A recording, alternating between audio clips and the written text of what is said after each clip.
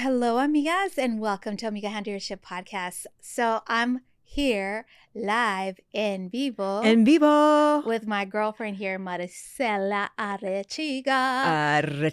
Yes. So we're taking it old school because it's just the two of us. It's just the two of us. There's just like magic when we're sitting in a room together. I know. I love our conversations, the way that I get to hear you think, and it just makes me, it spins me off into another. Cheese buzz. Yeah. Lots of cheese buzz. Yeah, this feels good. It's been a little while since we've been in the yeah. same room, but there's a lot going on in our Yes. city and in our state and in our world. And so it's good to catch up on these hot topics. En vivo, especially with my girlfriend here. Yeah. Maricela, spinning the ones and twos.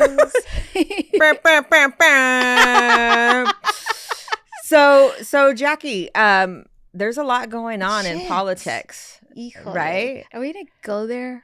You know what? I think we have to go there. I think it's important that we have these conversations, and it's pretty vulnerable of us to put our thoughts around politics out there for everyone to hear. Because it may be polar opposite of what they're accustomed to. Yeah. And you know what? I think that you do not grow in the comfort. True. You have to challenge your ideas.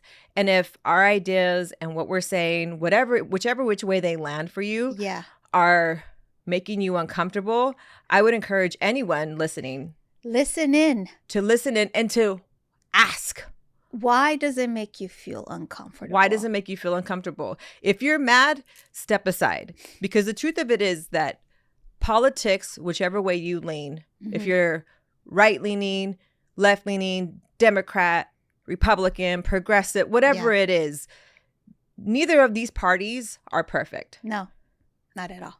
I don't put my flag on either one of those parties because they are not fooling me. The only thing that is fooling me that I put my stamp and my stake in is my belief in God. That's right. Period. Amen. So if you're so wound up in politics that hearing conversation between two amigas is going to piss you off and make you want to send a message, find God. Yeah. Oh my God. Find God. He can settle your nerves and put your worries on him. But look, politics right now is so defining. It's woven in so much, in every thread of our fabric. Right? Politics was something that you didn't talk about back in the day. Yeah. You didn't talk about money, religion and politics. So it's three things. And now it's in every conversation. It's like, who are you voting for? And then I'll tell you if you're invited to sit at my table. And I think I call garbage on that. Well, and then you're called names if you don't follow the line, this one narrative. Right. And you are ostracized. Right. From even speaking, or you're called a racist, and you're like, wait a minute, the definition of racism means... It's super polarizing when we don't need to be that way. Right. We're using the wrong measuring stick if you're judging somebody off of who they voted to understand if they're worth or if they have value. Right. I mean, believe me, I've run the gamut of different positions, but because when you're younger, you listen to certain people, and then in the middle of the road, your ideas are challenged, and then you move the line. Yeah. And now that I'm 52 years old, a tax-paying citizen with a huge tax bill, with a family, where you put money, where you put food on the table, you have to put gas, you start acknowledging, okay, what are the things that are happening to our society that are affecting us as individuals and us in our family dynamics. Your pursuit of happiness. My pursuit of happiness. And so when I look at those that are the leaders, I'm like, God, I'm so disappointed and disgusted by, I have to say all of them. All of it. All of it. All across the board. And that's why I do not understand. I'll listen if somebody wants to have the conversation and they want to force their opinions on me. I'll sit and listen because I'll have a conversation with anybody. But when they can sit and just be so one way or the other, I have a really hard time reconciling that. Yeah, I think it's, and I believe, or it's maybe my hallucination about it, is that as you get older, I would hope that you get wiser, and you're able to have more bandwidth of discussion. Yeah, and especially I think our age group, which we're Gen Xers, and like so the best generation, the best bro. generation, like the best generation. But we're Gen X, where we didn't have social media, we didn't have computers. Thank God. We didn't have any emails until we got to college. Thank God. So our criticisms, whatever those ideas that were embedded in us was through just our interactions, like face to face. Yeah, our environment. It was not the whole world putting information into our bodies, into our minds. Right. So the discussion nowadays is so different. It is so different, and it saddens me. Yeah. That now with our young kids are so, I guess, judgmental in one position, and I'm like, was I judgmental back then? And I feel like because you didn't talk about it, and we weren't allowed to. You didn't talk about it. You didn't talk about it. You were like, hey, did you take that test? Let me see what the answers are. Where are you going out this weekend? What are you wearing? Can I borrow that shirt? Is what we were talking about back in the day. That's right. And are you going to get in trouble if you don't go to mass or to church? Oh yeah, exactly. On the weekends. I think the most crippling thing that's happening to our youth is that they're not having the discussions. It's all behind a screen. Right. You know, they're being little thumb gangsters by typing out on a social media what they're thinking or responding to. Yeah.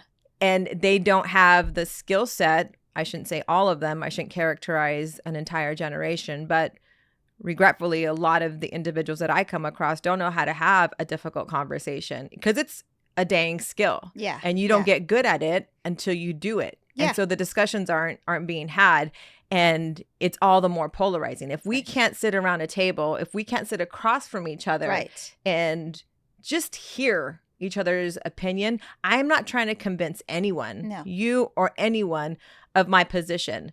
I do think I deserve the respect to let my position be known if I'm willing to share it. And I want to extend the same courtesy to someone else. Right. I am genuinely interested, not trying to change your mind. Don't try and change my mind, but let me see what I can take from this conversation, which is why podcasting is so powerful these days, because you can be a fly on the wall and you can listen in on people's thoughts, people's conversations, and it has the power of changing minds. Yes.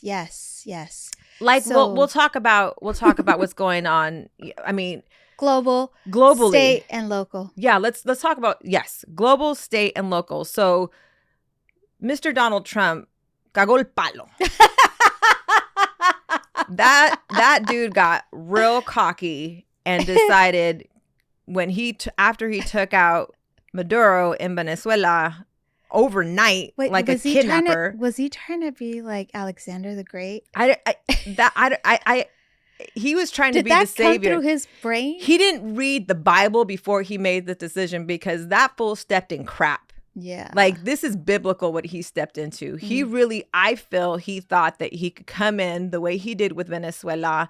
He could go take them out real quick and he'd be the savior, like, peace out. Yeah. He didn't, like, if he would have read Revelations, the book of Revelations, he would understand that this is hay unas cosas que no se juega. Yeah. And when you run on a platform where you're saying no wars, fulfilled promises, and then you take us into a war where you can't get out. Now, I am not Mr. Rubio, and I don't know the full scale of what they were trying to say. You know, they were saying that Iran was days away from having enriched uranium that would then give them the power. They've been saying that forever. And they've been saying that forever. And they took, I don't know how many resources they had of that. Of course, I want to believe that the CIA was fully in support of the information. But Bibi Netanyahu has been saying that Iran is months away from the enriched uranium that would give them the power for nuclear weapons and then annihilate society. Mm-hmm. And I don't understand why we got into another war that we do not have an out for. Now, Mr. Donald Trump, our president, is sitting at a table across from the Chinese prime minister, like that. And with all the techies. Right. Oh, he took his homeboys with them. Yeah. He's like, listen, you're going to want to negotiate and renegotiate this trade. And because the Strait of Hormuz has been so impacted, Iran, I don't think that either governments, Israel or the United States, understood how much Iran has control over the Strait of Hormuz, which is where China gets most of their oil. Right. How much this would impact China. Y ahí anda el presidente hablando con, like... Mea culpa, maybe? Yeah. I mean, maybe there's some of that, but he took his homeboys and he was, I mean, the dude's a negotiator. He knows how to close a deal. That's, the art of a deal. Allegedly, that's his book, but... Yeah, this is really, really frustrating. And the way it's impacting the rest of us, while the United States doesn't get its oil from the strait that oil is imported. You still see the impact on our gas prices. Yeah. Girl, especially here in California because somehow or another we get special gas. Yeah, we get no. We just get we don't get special gas, girl. We get special prices. Like the summer grade. I don't care so we have family in Texas. When we go to Texas, gas is like $2.35 a gallon. Yeah. You go to Nevada, you drive to Las Vegas. As soon as you cross that border, gas is $2 cheaper.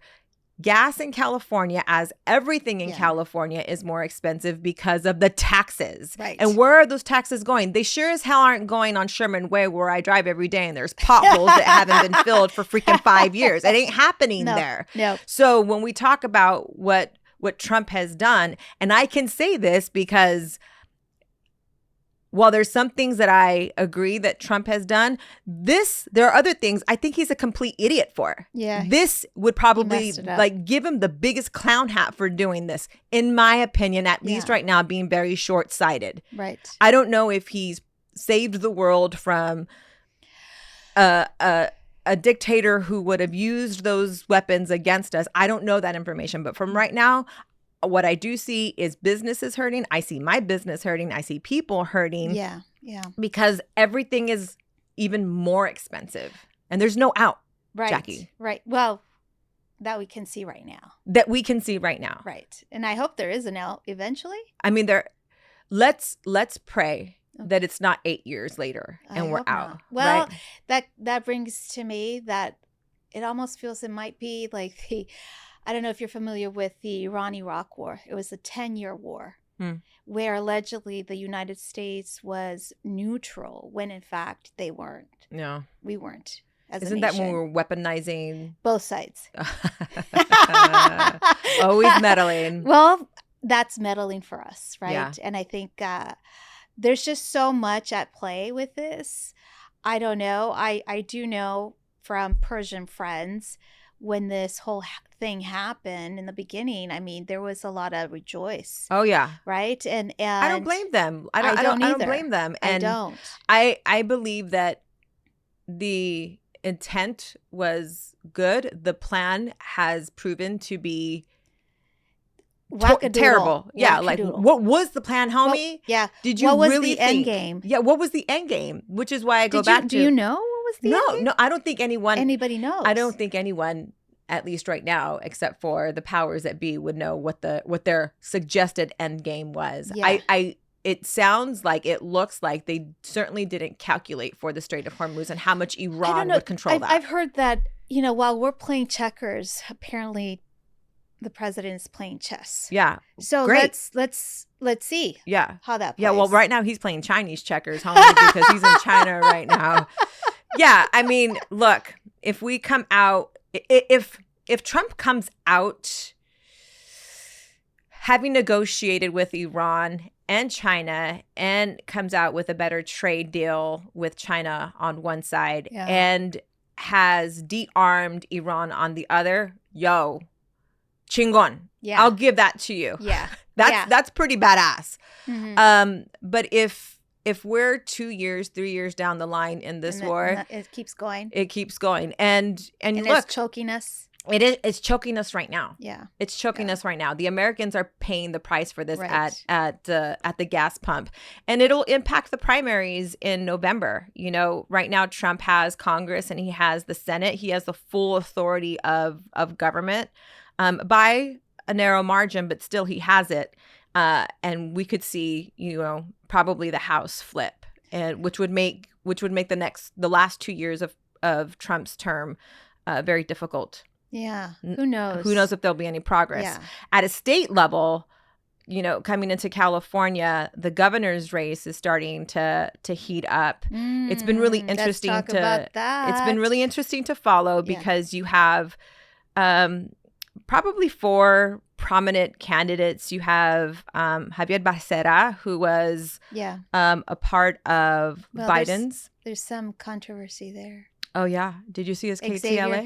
Yeah. Did you see his KTLA interview? I did not see it at the time. I just saw a reel in comparison, like one interview he had months ago and then another interview side by side that he recently did. And so and he's an attorney. And so I'm an attorney. And I'm like, dude, these are inconsistent statements. Oh, yes. I hear what you're saying. The flip-flopper. Yeah. So I'm like, I don't know. I'm like, just because he's brown like us, is that sufficient? It's not. To cast a vote for that. It's not. I'm done with that. I'm done with, you know, and this is, you talked earlier about like, as you get older, you get wiser. Man, I'll tell you straight up.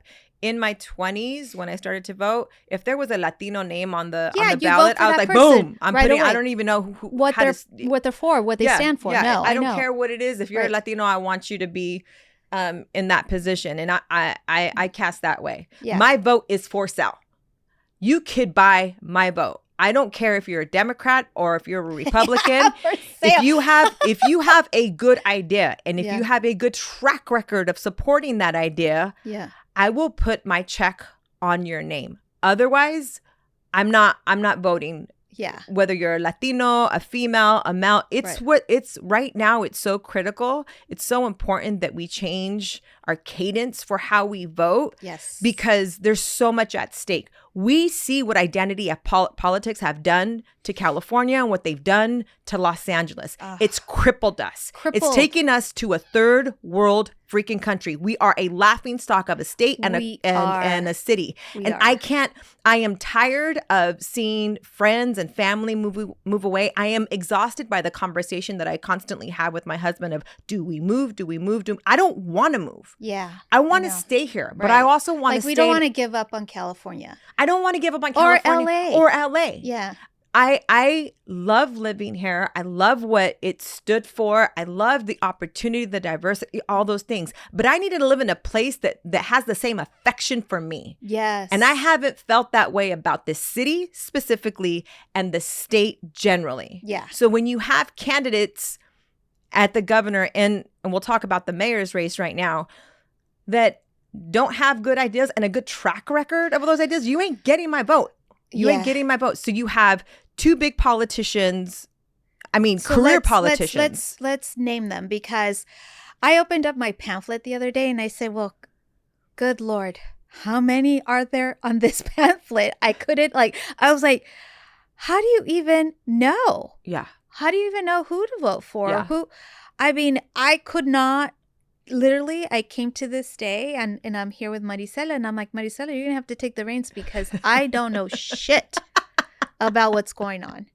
Well, what I would encourage you to do is think about the front runners, because it's going to be the front runners. You know, 1 or 2 are going to win, are going to be in a position to win, and then narrow it down that way. So, okay, so let's talk. It's a midterm election decides the 2 front runners. Yeah. So right now we have primaries. So everyone listening to this, the biggest message I want you to take away is vote, vote, vote, vote, vota. Vota. Hay que votar. Okay. So you have to pull out your little primary pamphlet that you got in the mail, and you have to vote by June 2nd or on June 2nd. Yes. These are primary races. So in most primary races, the top 2 candidates go into a runoff unless one candidate takes more than 50% of the vote. For example, in California, there's Becerra, who's running, who's a front runner right now, career politician, Democrat. Yeah. Then you have Steve Hilton, who is more of like a news commentator / businessman. He's the guy with the accent. He's polling second. Then you have Katie Porter, who is another career politician down from Orange County. She's wild. And then you have from Riverside, the sheriff. Oh my gosh, I'm blanking on his name. Oh, yes. Oh, goodness. Who I really like, who's not a career politician, No, who has been in law enforcement, who stands on values, who I think who has such conviction and love and admiration for this state, that he's not afraid to stand against, the overwhelming majority. I can't believe I'm missing his name. Yeah, he's a sheriff in Riverside. Okay, so he's a there's sheriff there's these 4. So in the governor's race, the top 2 candidates in the primaries by June 2nd, hay que votar. The top 2 candidates will go into a runoff that will then be determined in November. I think it's November 4th. What's been interesting up to about a month ago is that the 2 Republican governor candidates were leading in the polls. Yeah. So had those 2 Republican candidates stayed leading, it would have been 2 Republican candidates in the election in November. So the state could have turned to a Republican. We would have taken it back to like Arnold Schwarzenegger times. Yes. Okay. Yes, we would have. So, okay. So there's, I had no idea. I thought that Xavier Becerra. Oh, I'm just butchering his name, I think. I thought that he was running behind the Republicans. Not anymore. He's polled 1 as of last week. Hilton has polled twice. Now, the thing is that in California, there are more independents. I am registered as an independent because, again, my vote is for Sal. I do not care if you are a Democrat or if you are a Republican. If you have a good idea. Do they have to give you some money? I'll take a good idea and a good track record, dude. Yeah. You don't even need to hustle me, Jackie. Yeah. I just need a good idea and I need a good track record. Right. And you will have my vote. Yes. I've been a registered independent for like the last 10 years, Yes. but I left the Democratic Party. Yeah. I was a Democrat from the time I voted Clinton, and then I voted Gore, and then I voted Obama, and then I was like, what in the living hell is going on? Yeah. Stuff started to shift, and I voted Obama twice. I think also we're getting older and wiser. Yeah. So we're also like learning the big game. Yeah. The big game. I personally, I've gone through all the parties. Mm-hmm. Like I grew up Republican, mm-hmm. and all through college. I mean, I was one of those did the young Republicans. Ooh, nice. Yeah, girl. Were you on the debate team too? No, no, I wasn't on the debate team, but I did. I was pretty much all that. Yeah, I did go to USC, so there you go. There's that. Fight on. Back then, it was very Republican. Anyhow, but then I went to law school, and then I was living in San Francisco, so I flipped. Yeah. Right. Yeah. Again, young. Yeah. Like liberal and all the things, progressive, free thinking, all the things. Hey. Yeah. And so then I get married. And I'm still kind of leaning left. And then after Obama, things just completely changed for me. Yeah. I'm like, wait, no, I don't think so. So I went back to and then Democrat, then independent. So I've been independent since because I'm like, I just can't stand it. I can't stand it. I could say I could be, well, maybe we'll do Republican for governor and then lieutenant governor Democrat. Yeah. I don't know. Yeah. You know what that sounds like? Yeah. Critical thinking. Yes. It sounds like you're a critical thinker. Yes. Your vote's for sale too. Yeah. Your vote's for sale too. Yeah. Like, let somebody convince you and show you. Right. With their because track record. Here's the thing. California needs personally, I think it needs... Chad Bianco. Jesus, it just came to me. Chad Bianco is the Riverside sheriff running. He is legit. Chad, but then I was like, wait, am I just thinking of somebody Chad else? Bianco, he's a damn man. So that's who you're going to be voting for. Huh? That's who you're going to be voting for. You know what? I'm paying attention. Selling you? Yeah, I like Chad's position. I like how he stood on the debate stage. He's, he has a lot of the things. He's saying a lot of the things that I care about. Right. Yeah. Law and order, something that freaking Southern California has been without. But I like Chad. I like what he's saying. Hilton's, he's got a way of like using his words. Where I'm going, I'm just, and if you have career politician, if you've been a politician for 10 plus years, you are a part of the problem. Yes. In my opinion. Yes. I look around. You have to have experience because California is running a business. Same thing as being a mayor. You're running a business. And if you have zero business experience, what makes you think you're going to be a great Well, I don't know. Amiga, I would kind of challenge you on that. I would challenge you on that, on the experience, because in the LA mayor's race. Oh God. Jesus Christ. We have fully, this mayor thing is more for me. It's like, oh my God. Again. Never have I ever thought that oh my God, whatever. Right. So let's drill it down to the LA mayor's race, which is making national news. I know. Jackie, people are flying from across the country in support of Spencer Pratt. Yeah. Spencer Pratt. It doesn't really, maybe their following will pay attention to them if they live here in California. So maybe that will work for him, right? Yeah. So the LA mayor's race consists of three prominent front runners. You have the incumbent, Karen Bass. You have Nithya Raman, who is a councilwoman. I thought she retreated.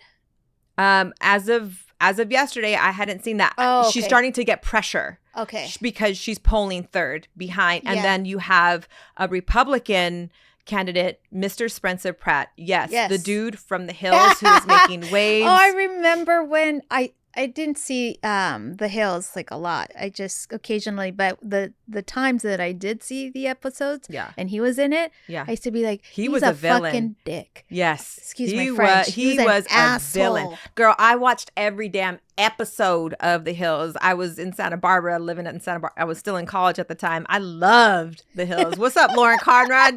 Hit me up, girl. And she's Spencer, in Tennessee. Yeah. No, he was the villain. He was. And so my hope for Los Angeles coming into the new year, knowing that we had the mayor's race ahead of us, is, I really was crossing my fingers that Rick Caruso would run again. I know. Me too. He would have absolutely won. Right. And I was paying attention to, because you have until March 2nd to declare your candidacy. And I was paying attention to the clock. Okay, he hasn't. And then he didn't. No, he didn't. I don't know if he has any future political ambitions. Maybe he'll stay on the business side because you can get a lot more done on the business side of things. But look, when you look at the host of candidates, I'm not voting for Bass again. No. I didn't vote for her in the first place. I voted Caruso. I voted for Caruso too.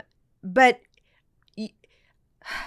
you can't drive around this city looking around and seeing what's happened to this city in the last 6 years and believe that we have good leadership. No. You cannot convince me of that. You'll never convince me that this person has strong leadership. And what we need in Los Angeles is strong, innovative leadership. Right. And Spencer Pratt has zero experience, Jackie. And that's where I'll challenge you on that. Yeah. He has zero experience. Here's a guy who lost his home in the Palisades, who lost everything and is looking around creates a following because he's calling out the corruption and he's calling out the mistakes that our leadership made. Karen Bass, when you flew to Ghana, instead of holding your ground and protecting your country and calling, she pointed fingers to the existing chief, the fire department chief, and fired her, blamed her, made her fall on the sword. Spencer Pratt creates this following because he's lost his home. He's having to relocate. He's having to navigate the insurances, and he's waiting for somebody to step up. And you know what he does? He freaking steps up. Yeah. He steps up. Oh my God. I'm liking it. I'm inspired by him at this point because I'm like, and have you seen his ads? His like reels? They're hella funny. First of all, they're innovative. They're not political ads that we're used to. Right. He's using AI. Yeah. He's using it's the song. Yeah. Saca la basura. Basura. Karen Basura. Karen Basura. Yeah, like he reminds me of another. I hate to create the comparison because I don't want to turn people off because they're so enthralled in their own identity politics. But he reminds me of another character, another former reality TV star who came onto the scene and just ran his own race and ended up winning president of the United States in 2016. Donald Trump was a reality TV star. Yeah. No one took him. No one took him seriously. No. Everyone freaking hated what he stood for. Yeah. And then he became the 45th and 47th president of the United States. Yeah. And so what Pratt's bringing to the candidacy is a lot of energy, he's incentivized. Yes. Certainly. But there's also a hope, right? Like you're seeing people open their eyes and see that there is another option. Yeah. There isn't just a Karen Bass and a Nithya Raman. And I think one thing that he mentioned, I believe, in his debate was that he was going to get the best of the best to help him. Yeah. And that's important. Yes. It's very important because I mean, if you've never done it before, how are you going to know? Yeah.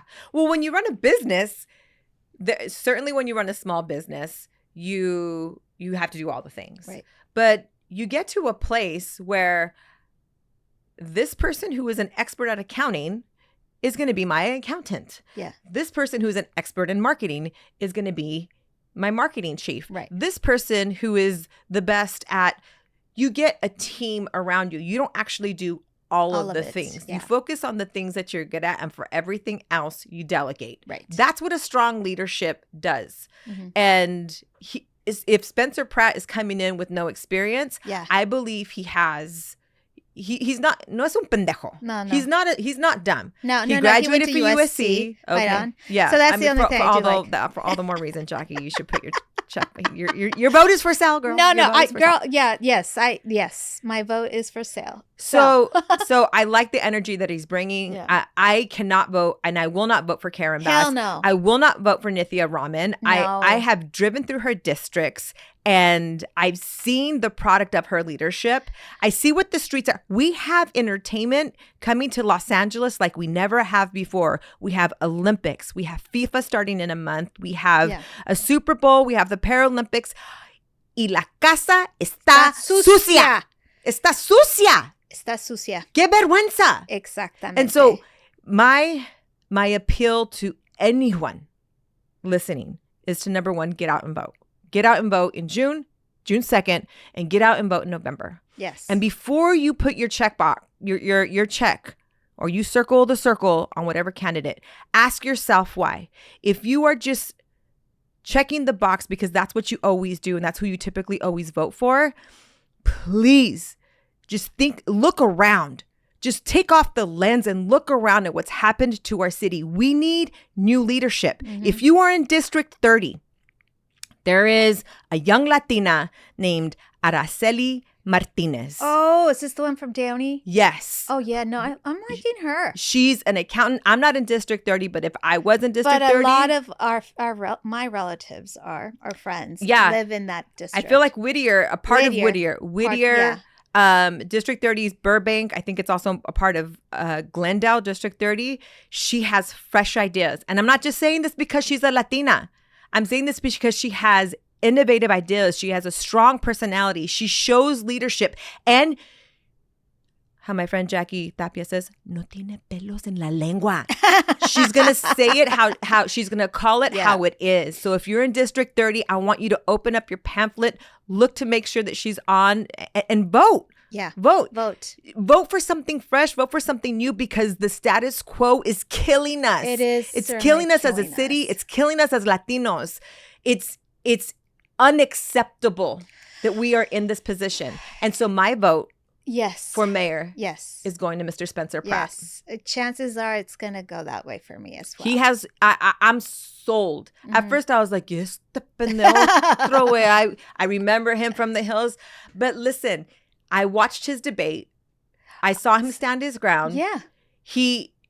You had Nithya Raman who's it's not like she's new to politics, and you had Karen Bass who were saying, well, what we have to do, homie, you've been in the seat. Yeah, you have to. What you have to do, what were you doing? Yeah. Where have you been these 4 years? Why haven't you done it? Well, what we have to do, what they're saying they have to do is tax us more. ¿Para qué? So that you could lose all of our money? Yeah. Yep. That's why you need a tax. You need more taxes. Right. So that my money could go where? Right. To buying needles? To encourage more drug?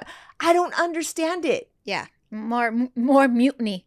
Our city is a disgrace. Yes. I'm not saying we need to go back to, I loved the Los Angeles in the 2000s and in the early 2010s, the nightlife, the club life, the restaurant life. You can't go to downtown Santa Monica. No. You can't go to Melrose. You can't.